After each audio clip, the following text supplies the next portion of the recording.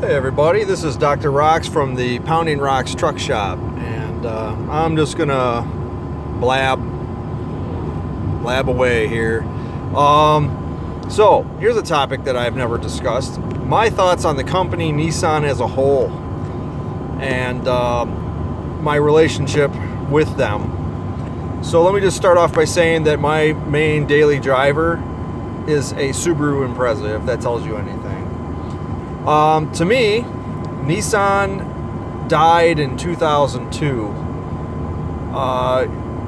when the third generation Altima was released.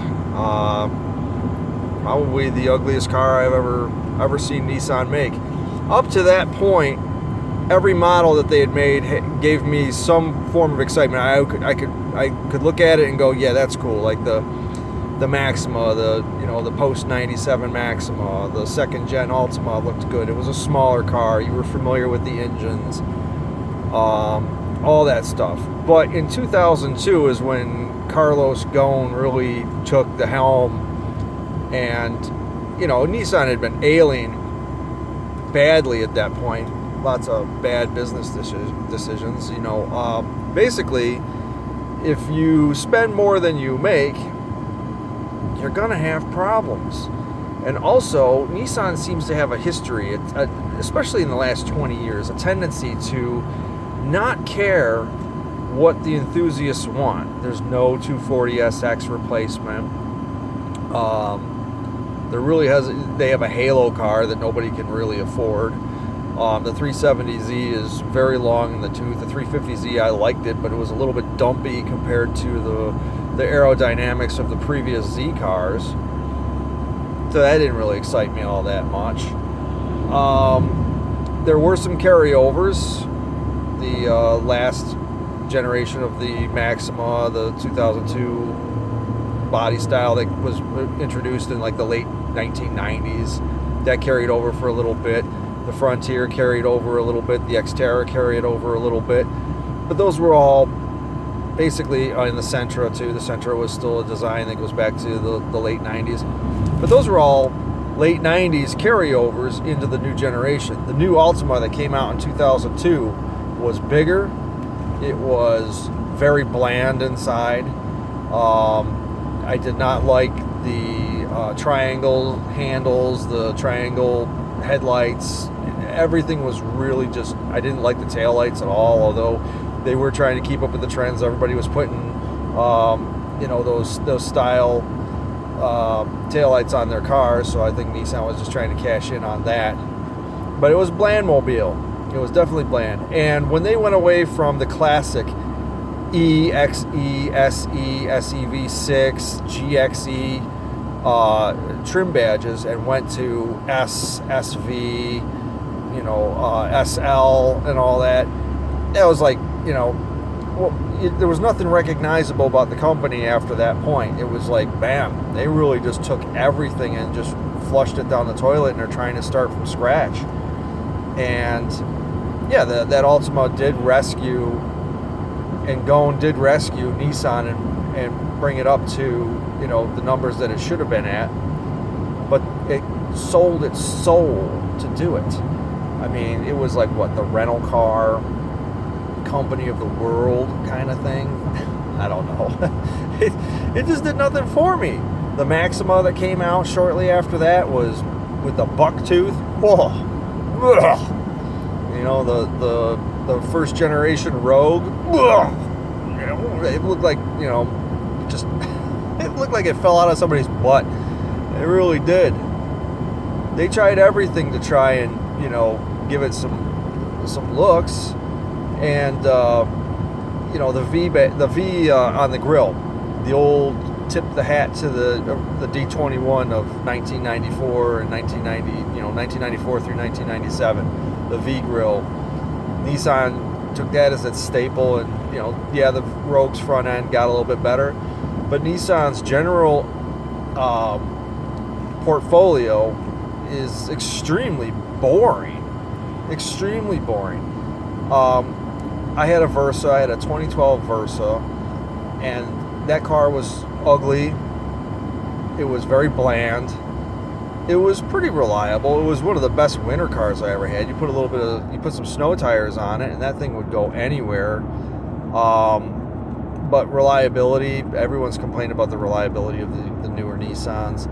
And after Ghosn went through being ousted from Nissan and is now in Lebanon hiding, because Nissan Japan is claiming that he was embezzling numbers or overinflating numbers, and he got snuck out in a piano case or something like that, or some kind of DJ speaker box or something. It was like the Great Escape. Anyways, Nissan started trying to make things a little more angular. Like the new Altima looks good, but no manual transmission. The new Sentra I think it looks really, really good. Really, if I wanted to get the nice one, no manual transmission offered. I mean, if you get the base model, yes, maybe. The Versa looks okay. You have to get a base model to get a 5-speed. But we're still using S, SL, SV. We still don't have a soul. Nissan still doesn't have any kind of soul to go with it. And, the new Frontier looks good. But they had... I like the past. I do not like nostalgia. There is a big difference. The past is looking back and going, man, those were great days. Nostalgia is looking back and going, we made a mistake. We need to, we need to go back to the old days. We need to go back to the way things were, because we're admitting that we went off the rails. We went off the wrong track. So like when a TV show comes back and you see all the old characters from the original TV show, and you're like, man, have we progressed? Can we come up with anything new? Can we come up with anything interesting? But it seems like we've, backed ourselves into a corner and nobody can think of anything interesting anymore. So we just keep rehashing and rehashing and rehashing. I mean, if you take the new Z car, which I'm mad that they didn't put numbers in front of it in the spirit of all the previous Z cars. This one should be the 400Z, but they didn't want to call it that. So they just call it the Z. If you take that car and you put it right alongside of, or side by side with a 240Z from 1970s, all they did was take tracing paper. It's really that. That's why it looks good, is because it's a 1970 design. It's like the Challenger, the Dodge Challenger. You take the original Challenger and that Challenger, and basically they side by sided them and smoothed a few lines and called it a day. It's not an original design. It's not a new design. It's a recreation of an old design. Nostalgia. It brings back the feeling of, I miss the old days. But really what it says is, well, we made a mistake. We gotta try and capture our old glory. It's like, I don't know. It really doesn't push anything forward. It's just kind of like a platitude at that point. It's like we'll give you what you want in terms of looks only. But is it capturing the spirit of the original 240Z, which they couldn't sell enough of? They couldn't make enough of those 240Zs. That was what really put Nissan on the map. Do you really think that the new Z car put Nissan back on the map? What's the most recent vehicle that Nissan has made that put it on the map? There was a lot of talk about the Frontier, and yeah, the Frontier does look good. It's expensive, and for a truck, it's like, come on. Do you really want to scratch it working with it? I don't know. So it's overpriced, and it's not very truck-like compared to some of the older beaters that you would see, like the D21s with the ladder racks on the back of them. Those things would never go to the grave. They would just keep bubble gumming them and just keep going to work sites. They'd have paint splashed on them. The beds would be all dented in and everything. But those trucks went to work every day. I can't picture somebody wanting to do that with a newer Frontier. But anyway, so 2002, going back to 2002 here, I was working for a Nissan dealer at the time. I was a tech, and at that point I was very excited and very thrilled because I actually got to be a Nissan tech. The dealer that I worked for purchased the Nissan franchise back in the late 90s, like 1997. So that was like the the height of the enjoy the ride and dogs love trucks and all that stuff. And they were putting out the 240, 240 SX was still on the roster. The 200 SX was still on the roster. Those were all cool cars to me. So I approached the dealer. I was working as a Toyota tech at the time. And I approached the dealer and I said, I'd like to transfer over and be a Nissan tech. Well, the franchise was still so new to that particular dealer that they didn't really want to throw too many techs in there and really thin out the amount of work. But they always kept me in mind because of my enthusiasm. I had my Datsun 720 at the time. And the manager knew that I was just a dyed-in-the-wool Nissan guy. So a few years later, when he had the capacity to do it, he brought me on board. And I brought me on board in about 2002. And I was working on Frontiers and Xterras and Maximas at that time and Sentras at that time. And then all of a sudden the new Altima came in. And I was excited because I had owned a U13 Altima and I liked the car. And then all of a sudden this L30, or is it an L31? I think it's an L31 Altima, rolled off of the truck from the manufacturer into our driveway, and I looked at it, my jaw hit the floor, and I was like, what did they do? Oh no. And then from that point on, every car has generally, except for in the last couple of years, every car for the last 20 years from Nissan's portfolio has been in a competition to be uglier than the one before it. The bucktooth look. I was not a fan of the Murano. I thought that the Pathfinder got ugly. All of them just got ugly and more useless as time went on, and then they got into the CVT thing. And then next thing you know, the only business they were getting was rental cars. So, and now they were in trouble again, and they're still in trouble.